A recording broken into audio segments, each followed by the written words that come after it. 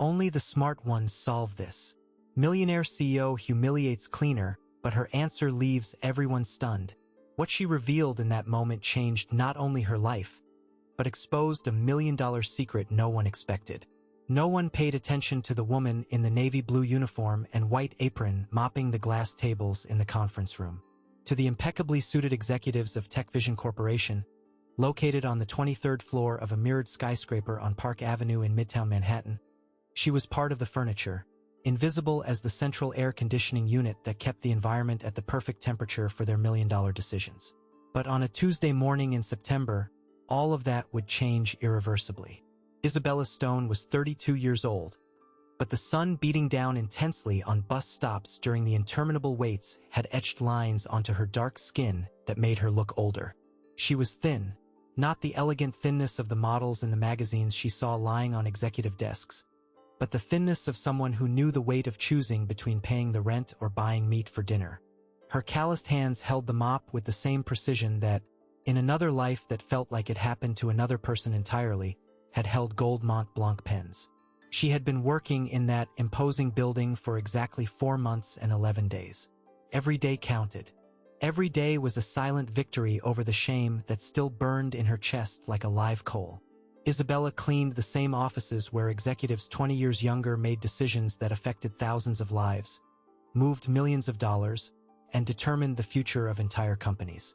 And nobody knew she preferred it that way, that 12 years ago, at just 20 years old, she had been the youngest chief financial officer, CFO, at Merritt & Associates, a mid-sized consulting firm that had 83 employees and annual revenue of $25 million. Until everything collapsed under circumstances she rarely allowed herself to revisit, even during sleepless nights when the bank balance kept her awake. 3 characteristics defined Isabella Stone's personality: an analytical intelligence sharp as a scalpel, which she couldn't turn off even when exhausted, even when she wanted only to exist without thinking; a quiet dignity that refused self-pity, which kept her head held high even when cleaning executive washrooms; and a capacity for observation that transformed every conversation overheard while cleaning into a mental puzzle she assembled automatically, without wanting to, without being able to stop. Her internal conflict was constant and painful. Part of her, the part that still remembered the feeling of leading meetings, of having her opinion valued, of making a difference, longed to use her skills again to prove that she still existed beneath that uniform. While another part, larger and stronger, carried a profound shame from past failure that kept her hidden, protected by the invisibility the cleaning uniform provided. She lived in Paterson, New Jersey, in a cramped 2-bedroom apartment she shared with her 2 children, Michael, 10, and Lucy, 7. Her husband, Robert Stone, had died 3 years ago in a construction site accident. The insurance barely covered the funeral. That's when Isabella, who had been unemployed for years, had to swallow her pride and accept the first job that came up: cleaning. "Mom is important no matter what she does," Michael often said, too serious for his age, when he saw his mother come home with eyes red from exhaustion. Lucy simply hugged her, small and warm, without asking questions that a 7-year-old had already learned not to ask. The antagonist of our story was Edward T. Beaumont, a 43-year-old man who looked like he had stepped out of a Swiss watch advertisement. Fair skin, impeccably slicked back graying hair using imported gel, an Italian Ermenegildo Zegna suit that cost more than Isabella's annual salary. Exactly $10,000. She calculated automatically when she once saw the partially visible label as he removed his jacket. Edward had taken command of TechVision Corporation at 35, when his father, the founder, decided to retire to his estate in Palm Beach. He expanded the technology consulting company through a mixture of genuine business vision. He had talent that was undeniable, and a calculated ruthlessness that crushed competitors without hesitation, consuming smaller firms like a shark devouring schools of fish. But his motivation for humiliating subordinate employees wasn't mere malice. It was something deeper and sadder: a constant test of dominance, a psychological need to reaffirm his superiority born from his own insecurities. Secrets whispered in the halls suggested that Edward carried the weight of knowing he hadn't built the empire from scratch, that he had inherited everything. Every humiliation he inflicted was a desperate attempt to prove, mainly to himself, that he deserved to be where he was. He collected classic cars. He had 12 vintage Ferraris in the garage of his Tribeca penthouse. He talked about them constantly, comparing financial projections to engines, calling slow employees clogged carburetors.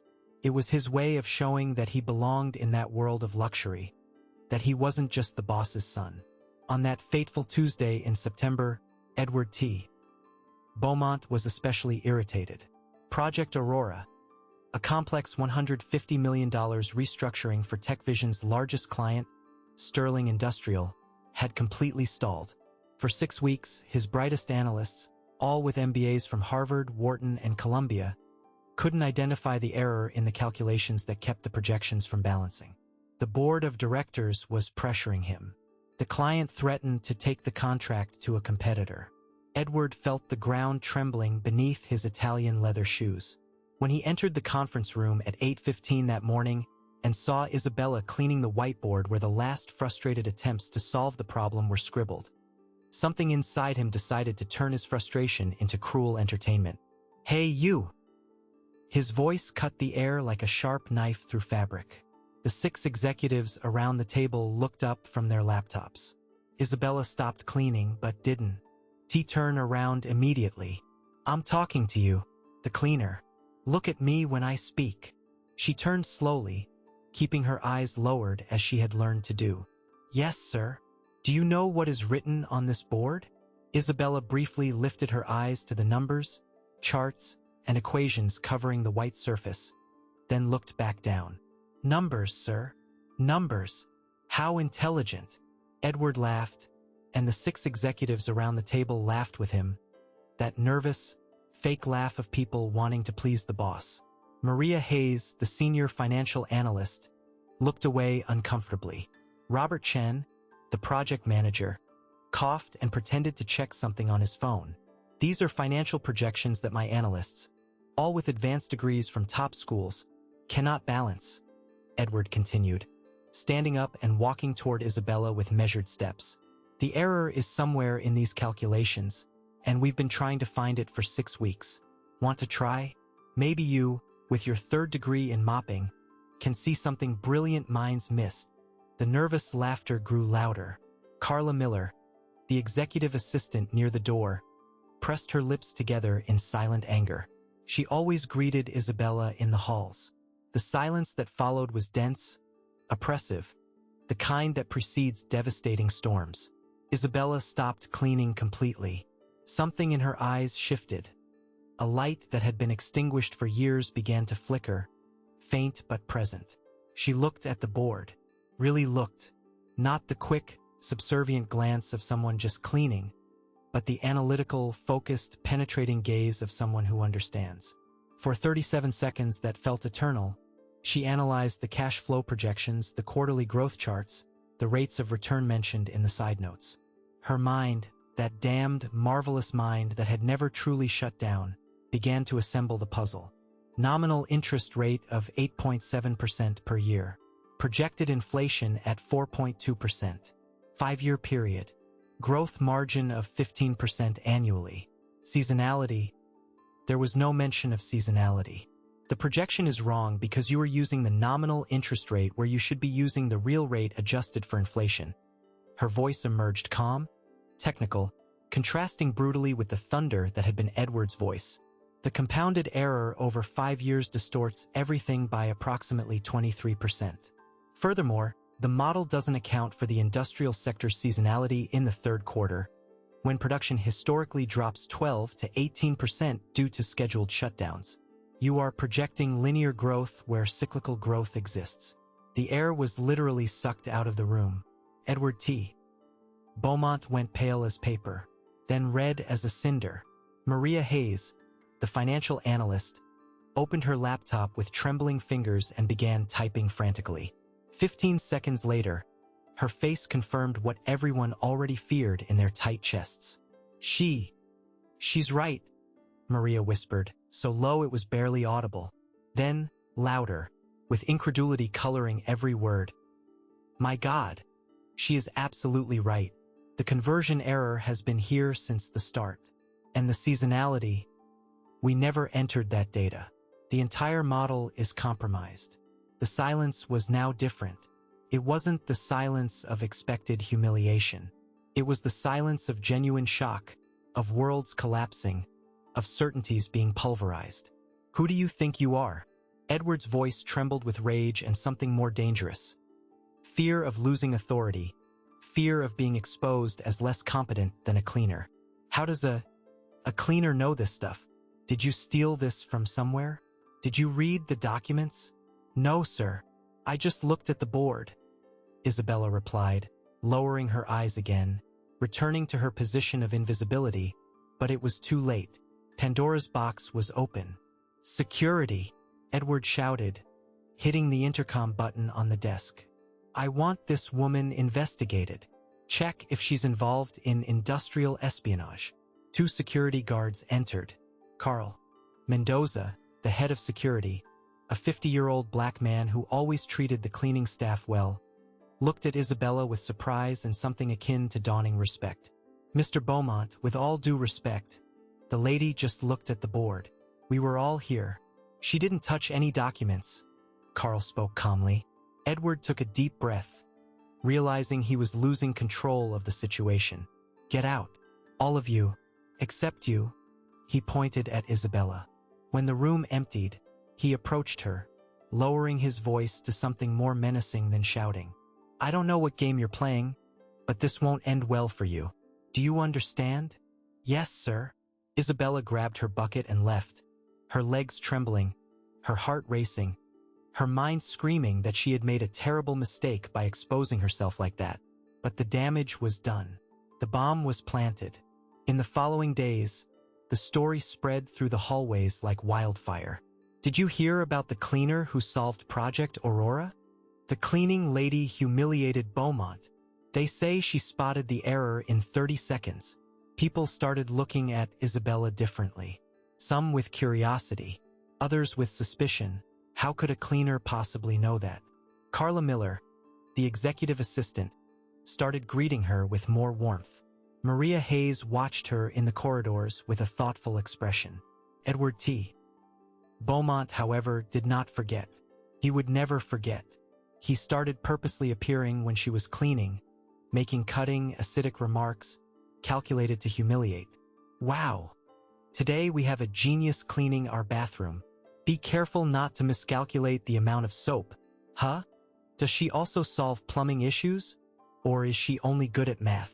Robert Chun, the project manager, witnessed one of these scenes and was visibly uncomfortable. He didn't say anything. No one confronted Edward Beaumont. But something changed in his expression when he saw Isabella. For 6 crucial weeks, she endured. She came home with eyes red, not from physical exhaustion, but from daily renewed humiliation. Michael, her 10-year-old son, started asking if everything was okay. She lied that it was just heavy work. But one night, when Lucy was already asleep, Michael held her calloused hand and said, Dad always said you were the smartest person he knew. He was right, wasn't he? Isabella cried. She cried everything she had held back. And in her tears, something began to shift. Something had awakened within her. That part she had carefully kept dormant since the collapse of her career, since the day Merritt and Associates went bankrupt, leaving her with nothing, her reputation destroyed, her name tarnished in the market. She started noticing patterns in the problems TechVision faced. It was impossible not to notice. Conversations in conference rooms while she cleaned. Documents left on desks. Desperation in executives' voices on the phone. At night, in her small apartment in Patterson, with Michael and Lucy asleep in the only bedroom, Isabella sat in the tiny kitchen and redid the calculations in her mind. A TechVision contract with a restaurant chain had a poorly drafted termination clause that could cost millions in lawsuits. She saw the document when cleaning a junior lawyer's desk. She thought about it for 3 days. Finally, she left an anonymous note on his desk. Review the Gastronorm contract, Clause 7.3. There is an inconsistency with the Uniform Commercial Code. Legal vulnerability. A week later, she heard relieved conversations. Someone had found the error. They had renegotiated. They saved $1.8 million. She did it again and again. The Q3 projection for the automotive sector ignores the new Federal Reserve regulation on vehicle financing. Margin adjustment needed. The pricing model is using average cost where it should use marginal cost. Profitability difference of 8 to 12% at the break-even point. The solutions worked. Always. Perfectly. And people started realizing something was happening. Robert Chen, the project manager, a 42-year-old man who had grown up in an immigrant family working 16-hour days in a fabric shop in the garment district, knew how to recognize hidden talent. He himself had been underestimated his whole life because of his surname, his subtle accent, his humble origins. One Thursday afternoon, Robert caught Isabella discreetly correcting numbers on a report left on a conference table. She didn't realize he was behind the glass door. When she left, he entered, picked up the report, and checked the handwritten corrections in faint pencil in the corner of the page. All mathematically perfect. All saving the company from a $6 million projection error. Robert Chen began to observe Isabella Stone more closely. And then came the turnabout that would change absolutely everything. On a Monday in November, Project Aurora, the same one Isabella had pointed out the error in months ago, definitively failed. Despite initial corrections, the complete restructuring had been implemented with structural flaws in other areas. Sterling Industrial was 6 weeks away from rupturing the $150 million contract, TechVision's largest client. Edward T. Beaumont was desperate. His analysts confessed, in a tense meeting Isabella overheard while cleaning the hallway, that they couldn't identify where the restructuring was hemorrhaging resources. The numbers wouldn't close. The money vanished somewhere in the cash flow like water running through invisible cracks. The board of directors scheduled an extraordinary meeting.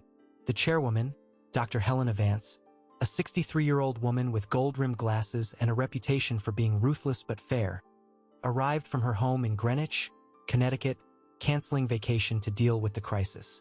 Edward, in a move that mixed desperation and vindictive arrogance, made a decision that would seal his fate. The following Wednesday, he called a general assembly, not a board meeting, an assembly of all TechVision employees in the Park Avenue building, 217 people. Administrative staff, analysts, managers, directors, IT personnel, maintenance, cleaning, everyone. The auditorium on the 20th floor was packed. People whispered in confusion. Isabella was one of the last to enter, through the back as she always did. Carl Mendoza, the head of security, smiled discreetly at her. Edward stepped onto the stage. Beside him, embarrassed and trying to hide, stood Isabella, whom 2 security guards had invited to join him. "Good afternoon, everyone." Edward's voice boomed over the speakers. "I called this meeting to address a serious issue. As you all know, Project Aurora is in crisis. My analysts, brilliant people with international education, have failed to resolve it. So I thought, why not give an opportunity to someone who thinks they are smarter?" He gestured dramatically toward Isabella. "This woman, months ago, humiliated my professionals by pointing out an error they allegedly missed. Very well. We are going to test whether it was luck or real competence." 217 pairs of eyes turned toward Isabella. She wanted to disappear, to vanish, to become invisible again. But Michael was in her mind. "Dad always said you were the smartest person he knew." "Here is my proposal," Edward continued, smiling like a shark before an attack. "I will give her full access to Project Aurora documents. 72 hours. 3 days. If she manages to identify where the problem is and presents a viable solution, I will personally give her, let me see, a month of paid leave. No, you know what? Double salary for a year." Whispers ran through the auditorium. Some nervous chuckles. Edward expected her to refuse or to fail publicly, restoring his tarnished authority. "But," he raised his finger, "if she fails, she loses her job immediately. Without notice, without severance. And I will personally ensure that everyone knows you are a fraud who got lucky once." The silence was absolute. Robert Chun, in the 4th row, tightly clasped his hands. Dr. Helena Vance, in the front row next to other board members, leaned forward, her penetrating eyes fixed on Isabella. "So, do you accept?" Edward challenged. Isabella Stone looked at the man who had systematically humiliated her for 6 crucial weeks. She looked at the 217 people awaiting her response. She felt the weight of all the times she had been invisible, of all the years cleaning bathrooms with a mental PhD in finance, of all the nights she held a small daughter's hand and pretended everything was okay when it wasn't. But she also saw the glint in the eyes of some. Robert Chun with contained hope, Carla Miller nervously biting her lip, Carl Mendoza with his arms crossed and an expression that seemed to say, "Show them," and she thought of Robert Stone, her deceased husband, who had always believed in her, of Michael, of Lucy. "I accept." Her voice emerged firm, surprising even herself. "But I need full access to the project documents. All of them, without restrictions." Edward smiled, thinking he had one. "Deal. Conference room 2307 is at your disposal. The clock starts now. 72 hours. If you are enjoying this story of overcoming adversity and justice, leave your like now so YouTube shows this video to more people who need this message. And subscribe to the channel so you don't miss the exciting ending. Comment below only dignity. Let's see how many of us believe in the power of a second chance. The following 72 hours were a devastating whirlwind. Room 2307 was small, with a conference table for 6, an old computer, and a stack of physical documents that took up half the table. Isabella entered there at 3 in the afternoon on Wednesday. When she returned home that night, it was past 2 in the morning. Michael and Lucy were asleep, left in the care of Mrs. Rivas, the retired neighbor. "How did it go, honey?" Mrs. Rivas asked worriedly. "I saw your tears in the elevator when you came down this morning. I'm getting a chance, Mrs. Rivas. A chance to be who I was, or to prove that I still can be." Isabella slept 3 hours and returned to TechVision at 6 on Thursday morning. She plunged into the documents as if she were breathing again after years submerged. Contracts, cash flow spreadsheets, growth projections, market analyses, quarterly performance reports. Project Aurora was complex. A complete restructuring of Sterling Industrial, which manufactured automotive parts, involving the optimization of 5 factories, renegotiation with 400 suppliers, relocation of 1,200 employees, and growth projection for the next 8 years. And it was bleeding money like a patient with a severed artery. Isabella started with the basics, rebuilding the model from scratch. She ignored the existing projections and started from the raw data. Production costs per unit in each factory, historical profit margin per product, seasonal demand variation, foreign exchange rate for imported inputs. Every variable methodically inserted like pieces of a giant puzzle. At 11 on Thursday morning, Robert Chun knocked on the door. "Brought coffee," he said, entering with 2 steaming paper cups. "Thought you might need it." Isabella looked up, with deep dark circles under her eyes and her hair tied back with a pencil because she had forgotten her hair tie at home. "Thank you, Robert." Robert Chun, project manager for manufacturing. He extended his hand. She shook it, and that handshake was uniquely humanizing in a place where she had only been invisible. "Why are you doing this?" Isabella asked. "Helping me. Everyone knows Mr. Beaumont doesn't want me to succeed." Robert smiled sadly. "My family came from China in 1985. My dad worked 16-hour days in a fabric store in the garment district. I paid for college by working and carrying boxes. I know what it's like to be underestimated for what people see on the outside." He stayed for 15 minutes, offering access to data that wasn't in the official stack. Some historical numbers that might help. Nobody asked, so nobody included them in your package. When he left, Isabella felt something she hadn't felt in years. Allies. In the following hours, others started appearing. Always discreetly, never in groups. Carla Miller, the executive assistant, brought copies of emails she had accidentally left on the desk. In them, communications from the client complaining about specific problems that the official analysts hadn't documented. Paul Henderson, a 26-year-old junior accountant who worked in the tax department, Knocked shyly at midnight Thursday into Friday. Sorry to interrupt, but I heard your conversations in the hallways. The anonymous solutions. I was the one who found that error about the Gastronorm contract. It saved my career. I wanted to... Well, I have access to the project's internal payment records. If you need... He left a spreadsheet, then quickly left before anyone saw him. One by one, like fireflies lighting up in the darkness, employees began to visit her secretly. People whose concerns had been ignored. People who had pieces of the puzzle but had never been heard because they didn't have the right titles, the right clothes, the right skin color, the right surname. Isabella listened to each one with genuine attention, noted every piece of information, and thanked them by looking them in the eye. She was assembling a complete picture that the official analysts never had because they never deigned to listen beyond their elite circles.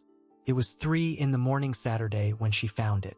She was checking the financial projections for the 20th time when something caught her attention. Pattern. The projected profit margins for Sterling Industrial were not just optimistic, they were impossible. Consistent 15% annual growth for 8 years in a sector that historically grew 6 to 8%. Cost reduction of 23% in 2 years when the industry average was 7 to 9%. The numbers were deliberately inflated.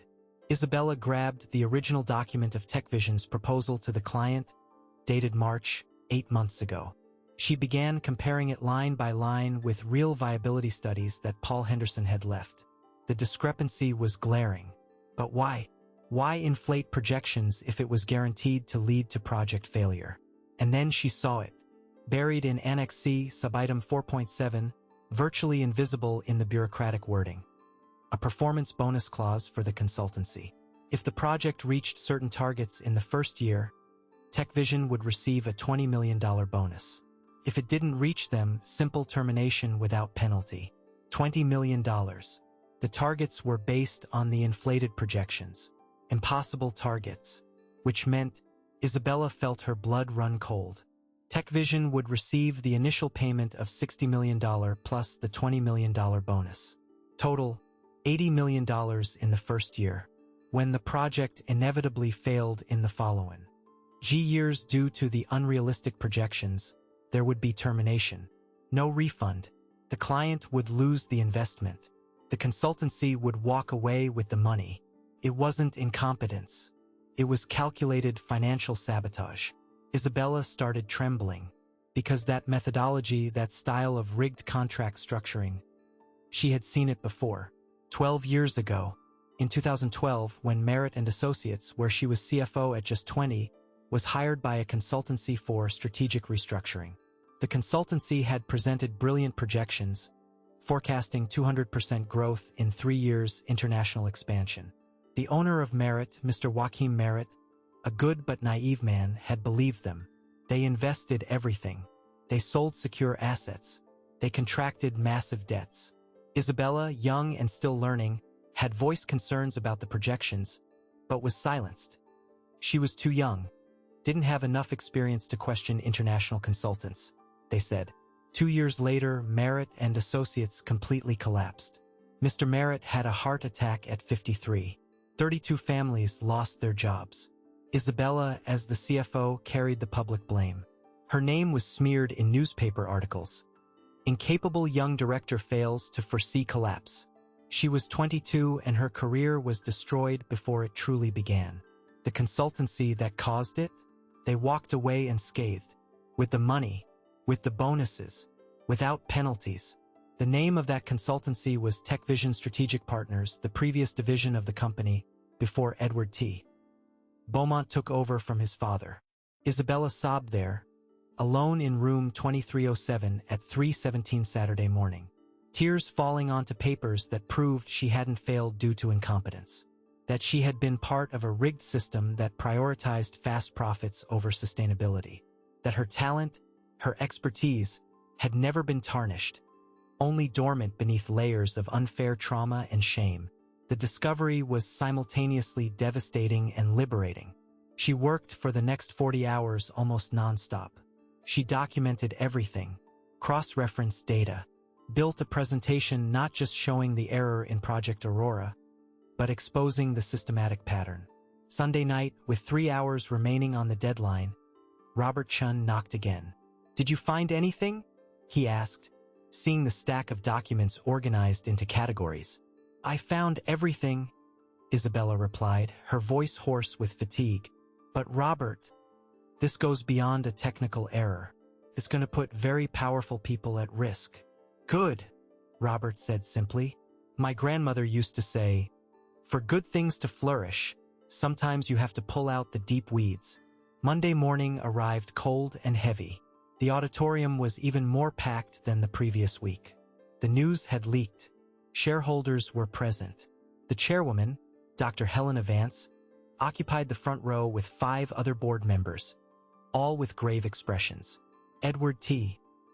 Beaumont was sitting beside her, with a presumptuous smile but slightly tense eyes. Next to him, 4 of his most loyal senior analysts. In the second row, Maria Hayes looked conflicted. She was good at her job, but she didn't know about the scheme. In the back rows, 200 people, some visibly rooting for Isabella, others curious, others waiting for the spectacle of her downfall. Michael and Lucy were at school, looked after by Mrs. Rivas, who had offered to pick them up. But Isabella felt their presence in spirit. "Show them, Mom," Michael had said that morning. "Show them who you've always been." Isabella walked onto the stage, no longer hunched over like someone cleaning. Erect, the straight spine of someone who had always known her worth, but had temporarily forgotten how to feel it. She connected a flash drive to the projector, equipment borrowed from Mrs. Rivas' son, using $60 she didn't have but which Robert Chun had discreetly slipped into an envelope on her desk.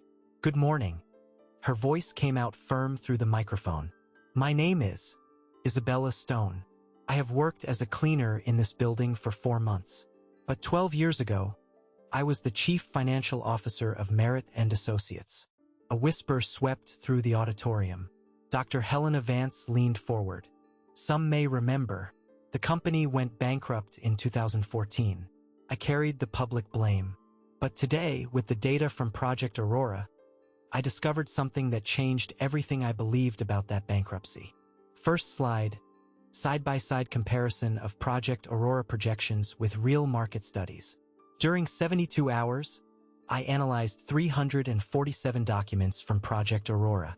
I identified 17 technical problems, from currency exchange rate errors to poor allocation of training resources. But the main problem is not technical. She advanced slides showing growth charts. Edward started getting restless.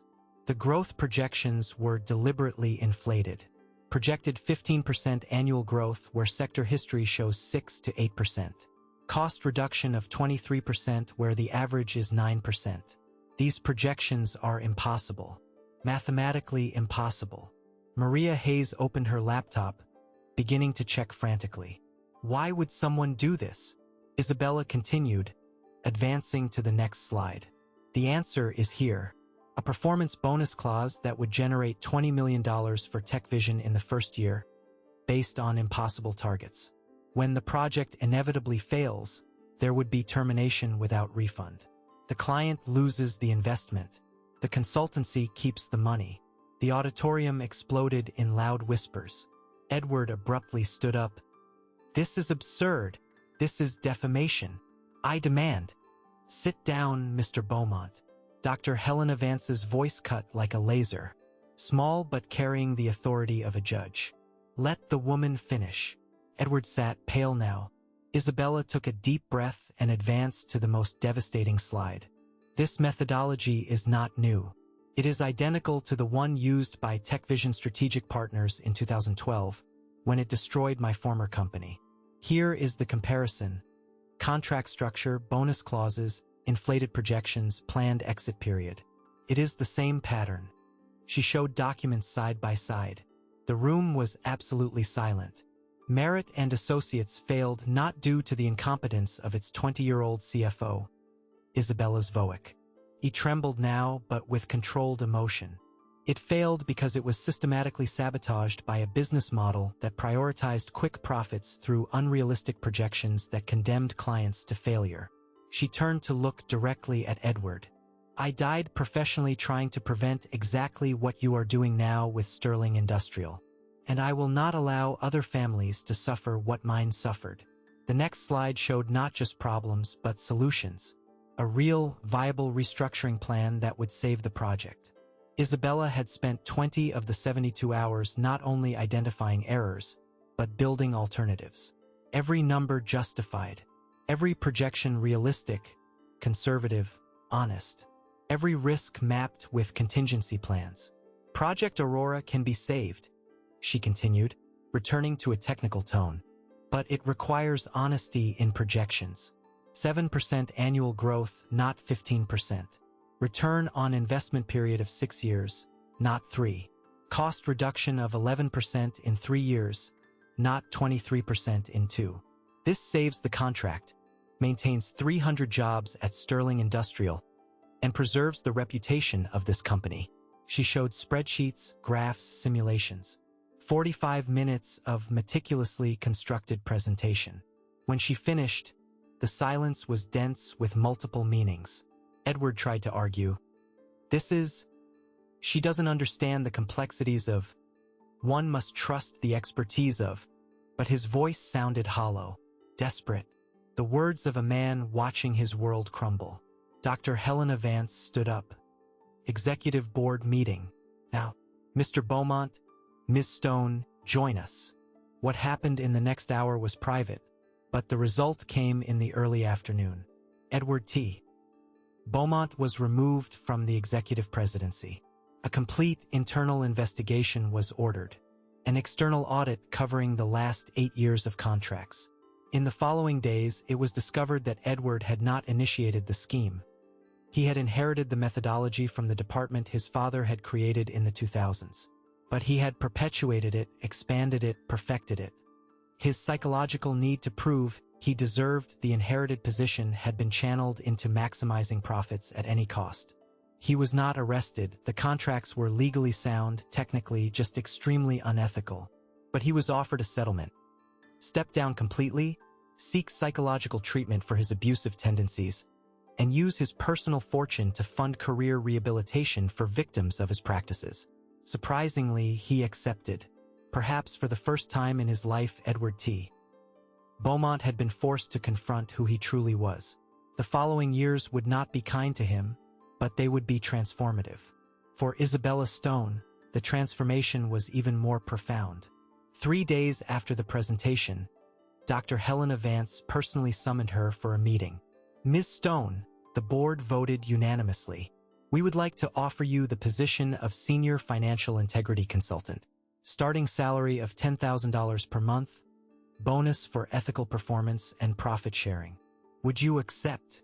Isabella, sitting in the same room where months ago she was cleaning windows, looked at the 63-year-old woman who represented everything she could have been.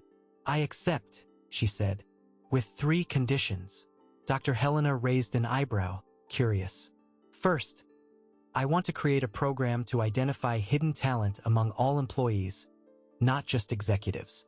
People like Robert Chin, who grew up in the garment district. Like Paul, the junior accountant.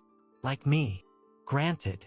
Second, I want company-subsidized mentorship for people from marginalized communities who want to enter the financial market but lack access. Granted. Third, I want my story to be told internally, not as a fairy tale, but as a lesson about how much talent society wastes by judging appearances. And I want the current cleaning staff to be the first participants in the talent identification program. Dr. Helena smiled, a rare, genuine smile. Ms. Stone, you have just become the most valuable employee in this company. If this story is touching your heart, share it now. You might be the connection someone needs to believe in their own worth again. And don't forget to subscribe and hit the bell to get notifications for more stories of overcoming adversity. Comment. Never give up. Show that you understand the power of perseverance. 6 months passed since that Monday that changed everything. Isabella Stone was sitting at the table in conference room 2307, the same one where she had spent 72 hours building her redemption, but now she wasn't cleaning. She was leading. She coordinated a team of 7 people in TechVision's new integrity and talent identification program. The navy blue uniform had given way to simple but professional attire. Black dress pants bought on sale, blouses made of good fabric that a seamstress in Patterson perfectly fitted, comfortable low-heeled shoes. Her hands still had calluses. Some would never disappear, and she didn't want them to. They were reminders of where she came from. Her office, small but hers, had a framed photograph on the wall. Isabella in her cleaner's uniform, a discreet smile, hands holding the mop. The photo had been taken by Carla Miller a week before the presentation, without her knowing. Carla gave it to her as a gift. So you never forget. Michael, now 11, visited his mother's office after school on Thursdays. He did his homework at the small side table while Isabella worked. Lucy 8 drew pictures. One Thursday, she made a drawing of her mother at a giant whiteboard, explaining things to people.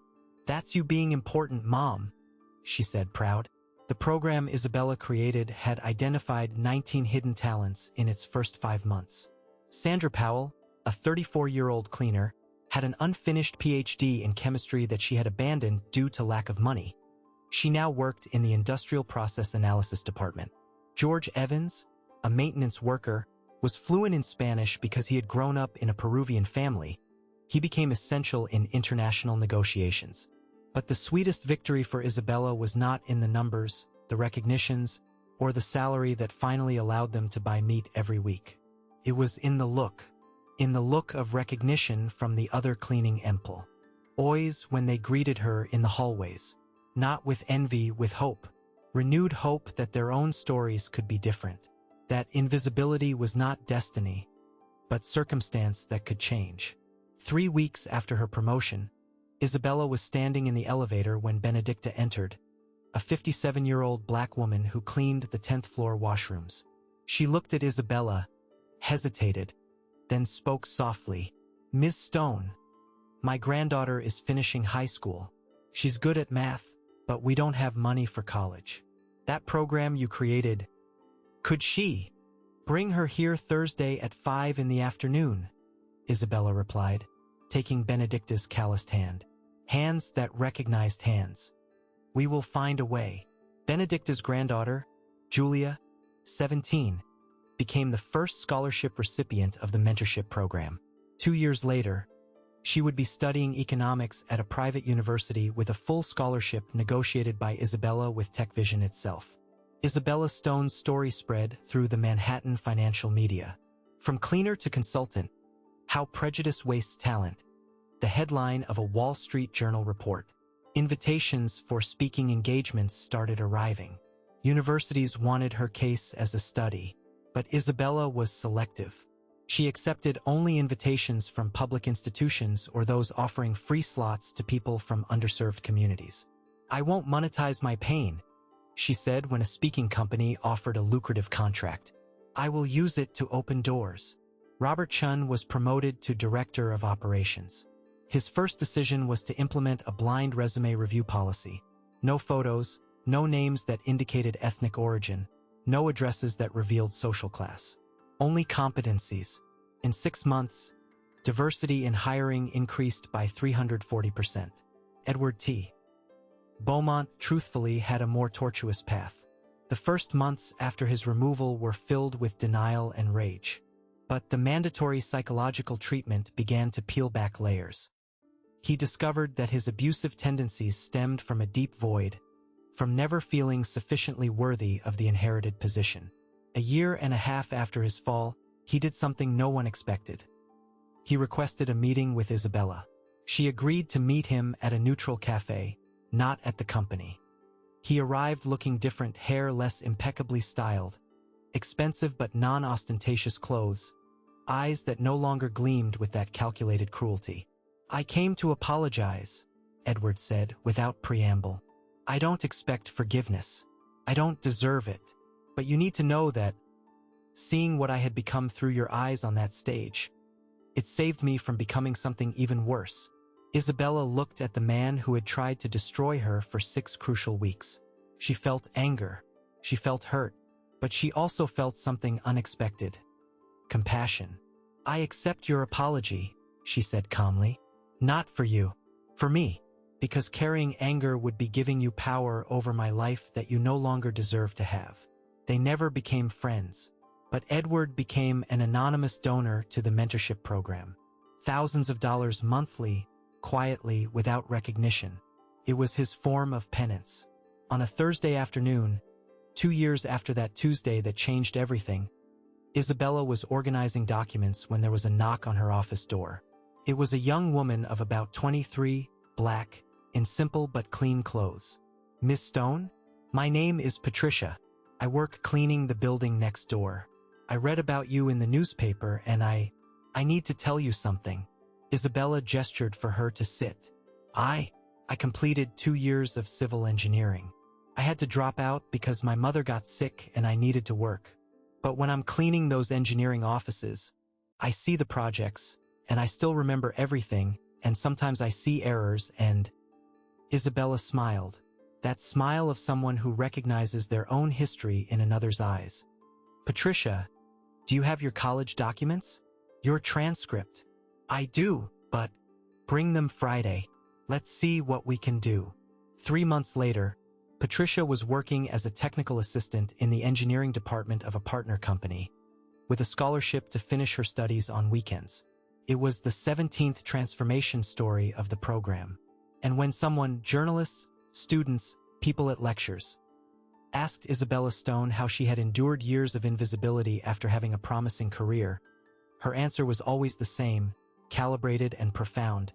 "Dignity is not in the job you do. It's in how you do any job you have." I cleaned those offices with the same excellence that I conducted financial analyses. Society needs to learn to see value beyond titles and uniforms. And while society doesn't learn, it is up to us, those who manage to break through the barriers, to hold the door open for those coming behind. On a particularly clear September morning, 3 years after the beginning of this story, Isabella was in the TechVision auditorium again, but this time as a guest speaker for the new employee orientation. 80 young people, bright-eyed, starting their careers. She stepped onto the same stage where she had nearly been destroyed and where she had been reborn. "Good morning. My name is Isabella Stone. I am the senior financial integrity consultant at this company. But I was also, and in some ways still am, the cleaner you will pass in the hallways. And I want each of you to understand one fundamental thing." She paused, looking at those varied faces. Some black like her, some poor like she had been, some wealthy and from established families. "You are not defined by where you started, nor by titles, nor by last names. You are defined by 3 things: the competence you develop, the character you choose, and the compassion you practice." When you see someone in a cleaning uniform, remember, you are not looking at just a cleaner. You are looking at a complete person with a history, with talents, with dignity.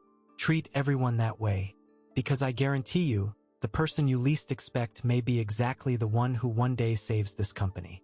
Or saves you.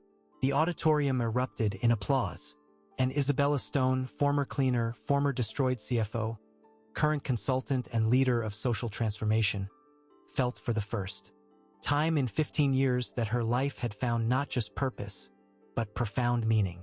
On the wall of her office, next to the photo in uniform, there was now a framed sentence that Michael had written in a school essay. "My mom taught me that falling isn't failure. Failure is not getting back up. But true triumph is, when you get up, reaching out your hand to help others do the same." And that was exactly what Isabella Stone did, every day with every person who crossed her path. And you, how many times have you passed someone and not truly seen them? How many times have you judged a book by its cover, a person by their uniform, a talent by their appearance? This story of Isabella Stone teaches us something fundamental. Dignity and competence are not worn, are not applied, are not bought. They simply are. And when we learn to look beyond the surface, we discover an entire world of talents waiting only for an opportunity, a chance, a moment of recognition. If this story has touched your heart, if you believe you deserve to be seen for your true worth, or if you know someone who needs this message, here is what you need to do now. Leave your like on this video so YouTube shows this message to thousands of other people who need to hear that they are not alone, that their intelligence is worth more than any title, that their past does not define their future. Subscribe to the channel and activate the notification bell. We post real stories of overcoming adversity, justice, and transformation every week that will inspire you to never give up on your dreams, no matter how impossible they seem now. Comment below a simple but powerful word: dignity. I want to see how many of us truly understand that our value is not in our positions, but in our essence. Let's flood this comment section with that word and create a wave of recognition.